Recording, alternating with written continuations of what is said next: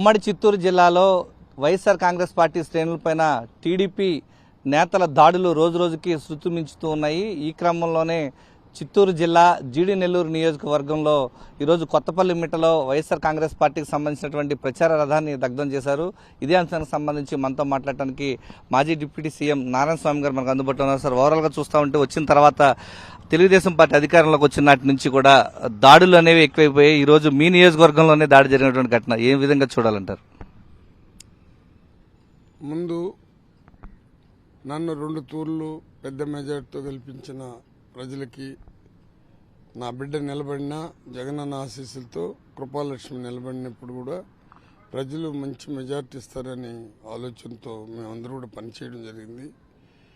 కానీ ఒక్క మాట చెప్పాలంటే, ఈ రాష్ట్రంలో కాదు దేశవ్యాప్తంగా ఎవరు ముఖ్యమంత్రి అయినా ఎవరు ప్రధాని అయినా పేదవాళ్ళకి వాగ్దానాలు చేసి దాన్ని నెరవేర్చలేనటువంటి ముఖ్యమంత్రులు చూశాము. జగనన్న కేవలం తను పేదవాళ్ళ గుండెల్లో ఉన్న ప్రేమను సంపాదించేదే కాకుండా ఆర్థికంగా కానీ, విద్యావంతులు కానీ, ఆరోగ్య విషయంలో కానీ ఎలాంటి ఇబ్బంది పడకూడదని ప్రజలకి ఎంతో ఆలోచనతో ఆయన పనిచేస్తే, ప్రజలు ముఖ్యమంత్రులు ఎవరైనా ప్రజలకు ద్రోహం చేసి ముఖ్యమంత్రులు అయినారు. కానీ జగనన్న విషయం చూసినప్పుడు జగనన్న ఏం తప్పు చేశాడని ప్రజలు ఈ నిర్ణయం తీసుకున్నారో నాకు ఇంతవరకు అర్థం కావట్లేదు. అంటే చాలామంది మాట్లాడుతున్నారు, ప్రజలకు జగనన్న చేసినా ప్రజలు ముఖ్యమంత్రి అయినటువంటి జగన్మోహన్ రెడ్డికి ద్రోహం చేశారని. కానీ జగన్మోహన్ రెడ్డి గారి నోట్లో ఒక్క మాట కూడా రాలా, ఎవరిపైన కక్ష సాధింపులు చేయలే. ఈరోజు మీరు అడిగిన ప్రశ్నకి నేను జవాబు చెప్తున్నాను. మాది రిజర్వ్ కాన్స్టిట్యున్సీ కాదు, తెలుగుదేశం ఎప్పుడు వచ్చినా బడుగులపైన, బలహీన వర్గాలపైన దాడులు సహజంగా జరుగుతూనే ఉంది. ఇది ఈ రోజు నుంచి కాదు, 1984లో వచ్చినప్పుడు కూడా పాదిరిపు కూడా కాల్చడం జరిగింది. ఈరోజు జగనన్న ఇచ్చిన హామీల్ని జగనన్న ఒక మాట అన్నాడు, ఎటువంటి పరిస్థితుల్లో ఏ ప్రభుత్వాలు వచ్చినా మనం పెట్టిన పథకాలను కొనసాగిస్తారు కానీ నిలపరని చెప్పాడు. దాన్ని ఆసరగా తీసుకుని చంద్రబాబు నాయుడు ఎంత వాగ్దానాలు చేశాడంటే, ప్రతి పేదవాడు కూడా ఆశపడేటట్టు జగనన్న పైన ఓటర్లకు ఎక్కడ వ్యక్తిగతమైన ద్వేషం కానీ పగ కానీ లేదు. కానీ ఆశకి ఏదంటే ఈ పథకాలు కంటిన్యూ అవుతుందని ఒక పక్క, రెండోది ప్రతి ఇంట్లో 18 సంవత్సరాలైన ఆడపడుచులకి ఎన్ని మంది ఉన్నా 1500 ఇస్తానని, మన యువకులకందరికి కూడా 3000 ఇస్తానని రకరకాలైన వాగ్దానాలు చెప్పారో దానిపైన నమ్మినారు. కానీ నాకు తెలిసినంత వరకు ఇది ఎలక్షన్గా ప్రజలు తీర్పుగా నేను భావించట్లేదు. ఏదో పెద్ద మ్యాజిక్ జరిగింది. ఈవీఎంలను చూసినప్పుడు రకరకాలైన బాధలు ప్రజల్లో కలుగుతుంది. ఈరోజు ఓటు వేసిన ప్రతి ఒక్కరు కూడా చాలామంది కూడా ఎప్పుడు ఇంత రియాక్షన్ గల. ఈరోజు ప్రజలే ఏమంటున్నారంటే, మేము వేసిన ఓట్లు ఏమైందని మాట వాళ్ళ నుంచి బయట వస్తున్నది.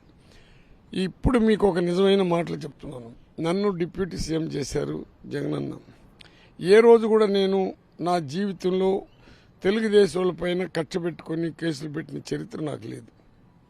ఈరోజు ఏమిటి జరుగుతున్నది, ఏమిటి ఈ తెలుగుదేశంలో దట్లో రిజర్వేషన్ నుంచి వచ్చిన వ్యక్తులు, చంద్రబాబుతో ఎవడు రిజర్వేషన్ నుంచి వచ్చినా వాళ్ళు రిజర్వ్ కాన్స్టిట్యున్సీ పైన దౌర్జన్యాలు చేసే కార్యక్రమాలు చంద్రబాబుతో కలిసి చేస్తూ ఉండాలి. కానీ ఈరోజు నా జీవుని కాల్చాల్సిన కర్మ ఏముండదు.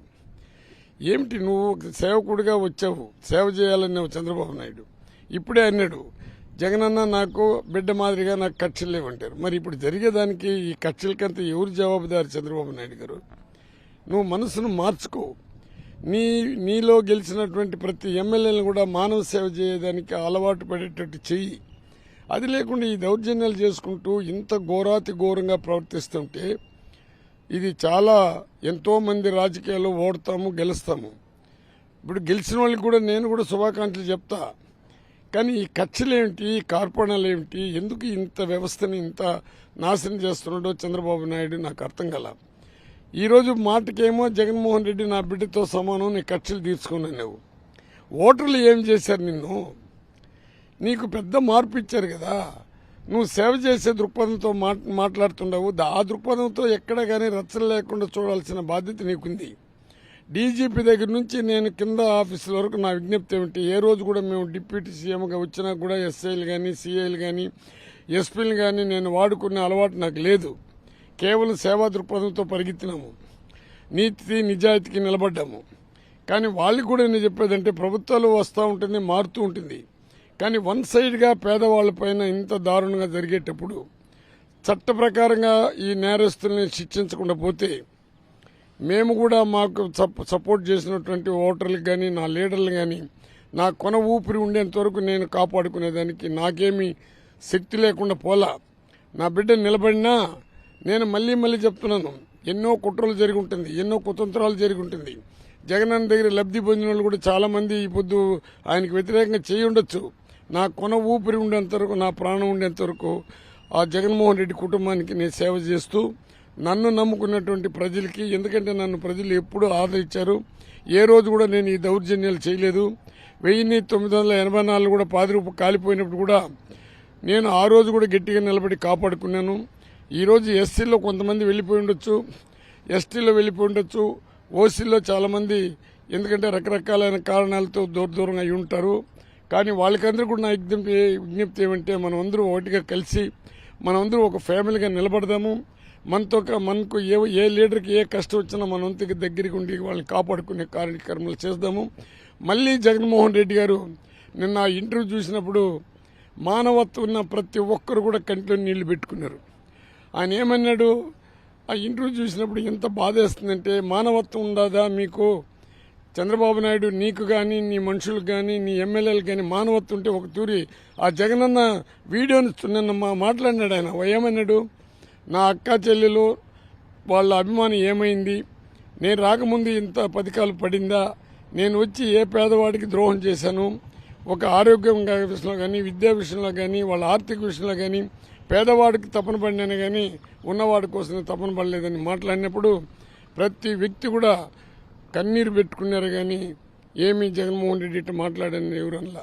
లాస్ట్ మాట నాకేమంటే, ఇది ప్రజాస్వామ్యాన్ని కూని చేసే కార్యక్రమాలు చంద్రబాబు కానీ ఆయన కార్యకర్తలు కానీ చేయొద్దండి.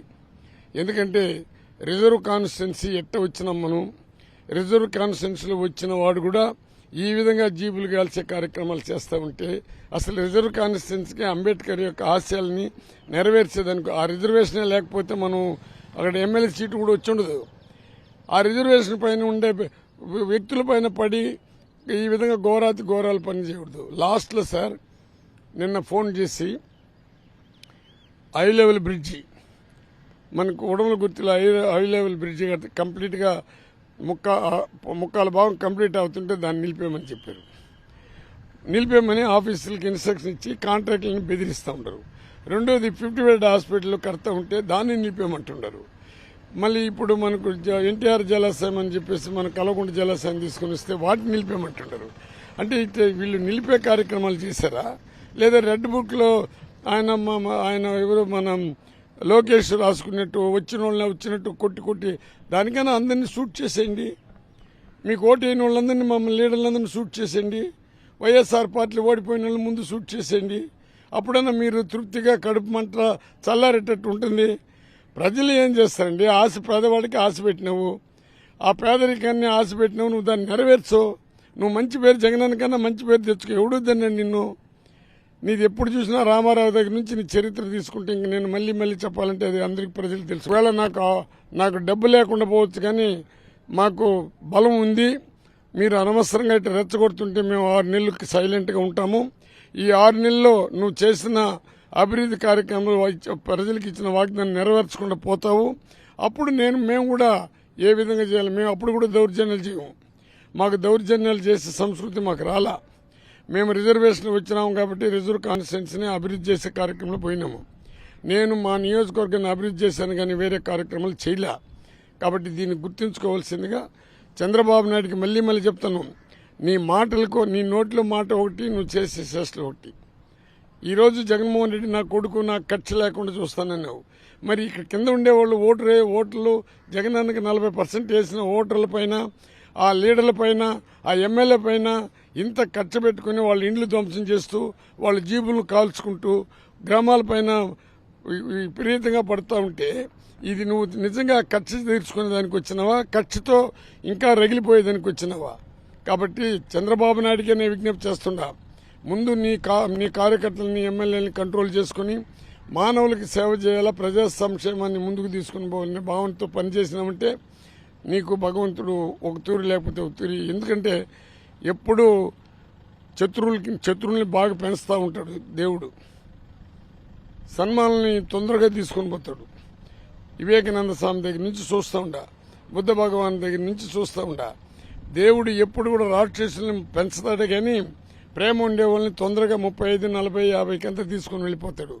ఈ రోజు పేదవాళ్ళకు పనిచేసినటువంటి కెరడీని కాల్చేశారు, స్వతంత్రం తీసుకుని వచ్చిన మన గాంధీని కాల్చినారు.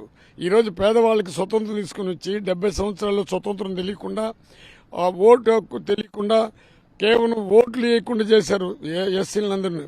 దాన్ని జగన్మోహన్ రెడ్డి ఈ రోజు పేదవాళ్ళకి స్వతంత్రం, నిజమైన స్వతంత్రం తెచ్చి ఇంత అభివృద్ధి కార్యక్రమాలు చేస్తుంటే ఈ రోజు ఈ విధంగా మళ్ళీ మీరు తీసుకుంటే మీరు ప్రజాస్వామ్యాన్ని రక్షించేదానికి వచ్చారా, ప్రజాస్వామ్యాన్ని కూని చేసేందుకు వచ్చినారా? మీరే నిర్ణయించుకోవాల్సిందిగా ఆ లీడర్లకి, ఆ ముఖ్యమంత్రికి, ఆయన సపోర్ట్ చేసే ఎమ్మెల్యేలకి అందరూ కూడా నాకు విజ్ఞప్తి చేస్తారు.